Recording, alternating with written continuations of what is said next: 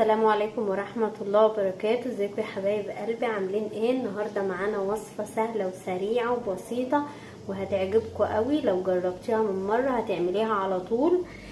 معانا البطاطس البيوريه، هنعملها بالبقسماط وبالدقيق وكده. تبقى طعمها جميل ومختلف، وبتكون بسيطة جدا في العمل وغير مكلفة. بس قبل ما نبدأ بقى اعملي لي الاشتراك في القناة واعملي لايك للفيديو عشان استمر معاكم واقدم لكم كل حاجة جديدة. هنبدأ بقى معانا ونقول بسم الله الرحمن الرحيم. انا جايبة 3 بطاطسيات ومقشرهم عادي جدا ومقطعهم حلقات زي ما انتم شايفينهم كده. مقطعها حلقات اهيت.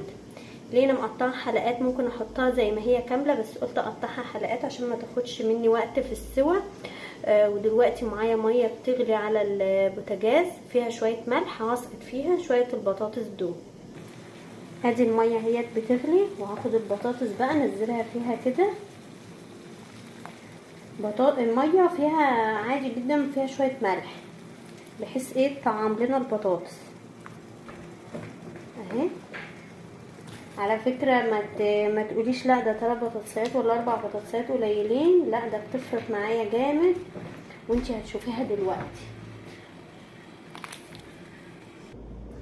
خلاص اهو يا حبايب قلبي، انا سلقت البطاطس اهي خدت معايا بالظبط ربع ساعه في السليق، علشان انا مقطعه زي ما انا قلت لكم حلقات، فما خدتش معايا وقت.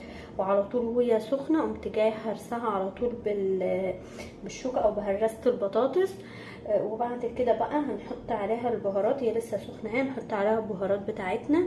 عندنا ملح، مش هنحط كتير ملح لان حاطين على الميه بتاعت البطاطس السليق ملح، توم بودره وبصل بودره، كاري، بابريكا، بهارات بطاطس، فلفل اسمر.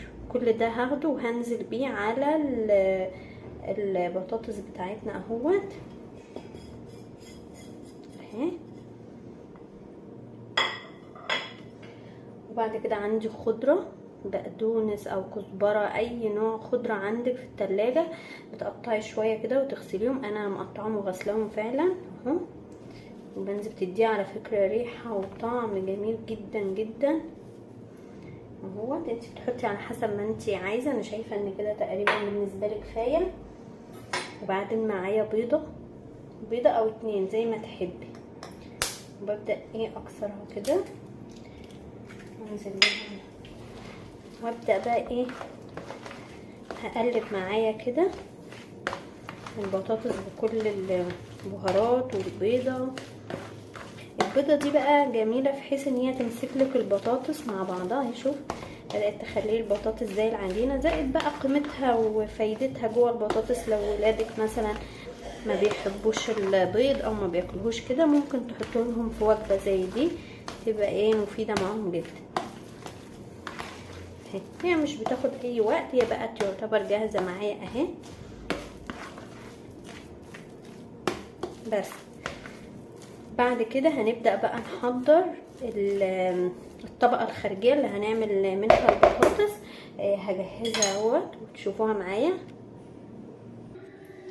اهو. بصوا يا حبايب قلبي، بعد ما سبتها ارتاحت حطيت البطاطس بعد ما بردت نص ساعة في التلاجة بحيث تهدى كده وتتماسك مع بعضها، عشان ما اجي اشكلها ما تبقاش يعني تعاكسني في التشكيل، بحيث ان انا تبقى طرية معايا، يعني ما تلزقش في ايدي. لان البطاطس انتوا عارفين طبيعتها ان هي بتلزق كده، لا لما بسيبها ترتاح مش بتلزق معايا. فاهو شوفوا الكميه انا شكلتها على هيئه دواير اهي، بس انت براحتك عايزه تشكليها صوابع، اي حاجه انت عايزه تشكليها بقى تشكليها مفيش مشكله. ودي الكميه قلت هتبقى كميه كبيره معايا من 3-4 بطاطسيات اهي. وعايزه اقول لكم ريحتها جميله قوي قبل ما نعملها، ولسه هنكمل معانا بقى. هعمل التوبنج بقى اللي عليها من فوق اهو. جهزت معايا هنا، جهزت معايا دقيق، وهنا بيض عليه لبن، وهنا بقسماط. الدقيق ده حطيت عليه بابريكا، وحطيت عليه البهارات اللي انا حطيتها في الاول على البطاطس ما عدا الملح. يعني حطيت كل البهارات، فلفل والبابريكا والثوم بودره والبصل بودره، بحيث ايه يطعمهولي برضو اهو. وهنا حطيت بيضتين مع معلقتين لبن بالظبط، وحطيت عليهم شويه فلفل. وهنا حطيت بقسماط عادي اللي بيشترى جاهز، مع شويه من كيس الفيجيتار اللي هو بتاع كنور، بيدي على فكره يا جماعه نكهه وطعم جميل جدا جدا. هنبدا بقى كده مع بعض، ناخد حاجه حاجه، نقول بسم الله اهي. هاخدها الاول احطها كده في الدقيق. ليه بحطها في الدقيق الاول؟ عشان الدقيق يقفل المسام بتاعها وما يدخليش جواها اي زيت اهو. وبعدين باجي هنا احطها في البيض اهو، تمام.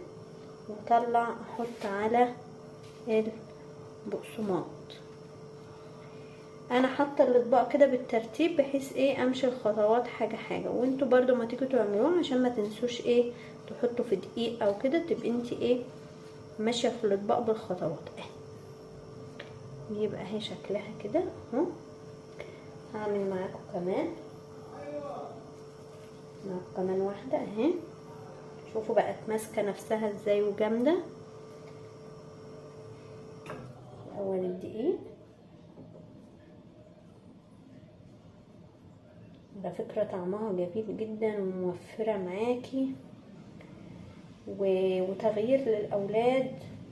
وبعدين ممكن تحطها لهم في اللانش بوكس معاهم في المدرسة، ممكن مثلا تعملها لهم في غدا كتغيير. جيتي اخر الشهر بقى خلاص كله بيبقى متأزم، تعملها لهم برضو كده جميلة وتغيير، ومحدش هيعترض عليها، كله بيحب البطاطس اهي. طبعا هعمل معاكم كمان واحدة سهلة وسريعة، ما بتاخدش اي مجهود، زائد ان طعمها حلو قوي. انتوا الخضرة بقى، انا بحب الخضرة زيادة شوية، لانها بحس بصراحة بتدي نكهة كده وريحة مختلفة.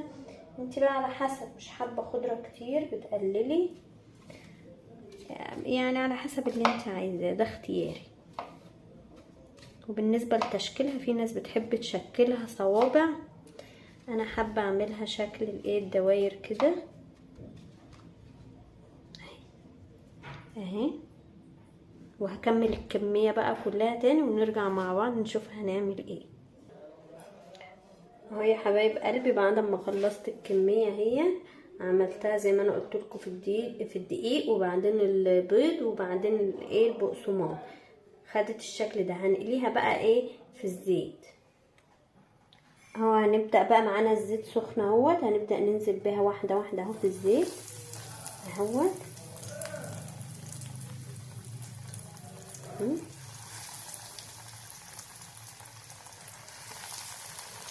تاخدش معانا وقت، لان بالفعل كل حاجة اصلا مستوية فيه.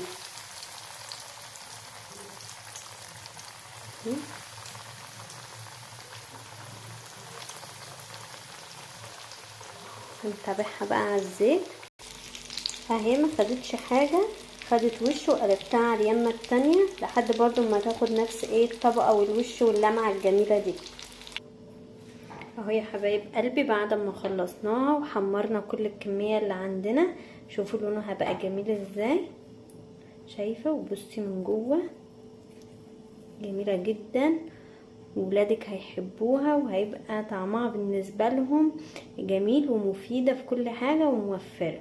ودلوقتي لو عجبتكم الوصفة اعملوا لي اشتراك في القناة وفعلوا الجرس عشان يوصلكم كل جديد، واعملوا لي لايك للفيديو.